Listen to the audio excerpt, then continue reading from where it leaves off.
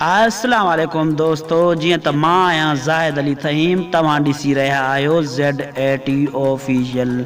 दोस्तों, अॼु जी हिन वीडियो में मां उन्हनि दोस्तनि जे लाइ ख़ुशख़बरी खणी आयो आहियां जेके मज़हर अली चांडिया साहिब जा परस्तार आहिनि।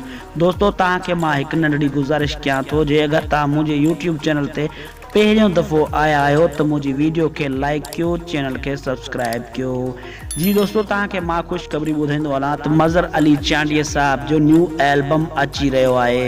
सुठी शाइरी, सुठी शाइरनि सां तमामु बहितरीनु सुपर हिट सॉन्ग आहिनि हिन एल्बम में। तमामु जल्द ई एल्बम रिलीज़ थींदो। तव्हां दोस्त सोचे रहिया हूंदो त हीअ कहिड़ी प्रोडक्शन में रिलीज़ थींदो। इहो मां तव्हांखे हिन वीडियो में ॿुधायां थो। दोस्तों, ही इरफान समूह जे स्टूडियो ते रिकॉर्डिंग थींदो ऐं ही SR प्रोडक्शन में एल्बम रिलीज़ थींदो। दोस्तों, अॼु जी ही नंढड़ी वीडियो तव्हांखे पसंदि आई हुजे त मुंहिंजी वीडियो खे लाइक ज़रूरु कजो ऐं कॉमेंट्स ज़रूरु कजो। महिरबानी दोस्तों, अल्लाह पाक तव्हांखे ख़ुशि रखे। अल्लाह पाक उन्हनि दोस्तनि खे बि ख़ुशि रखे जेके दोस्त असांजी वीडियो ॾिसी कॉमेंट्स कंदा आहिनि, लाइक कंदा आहिनि। महिरबानी उन्हनि दोस्तनि जी, अल्लाह पाक उन्हनि खे ख़ुशि रखे, सलामत रखे।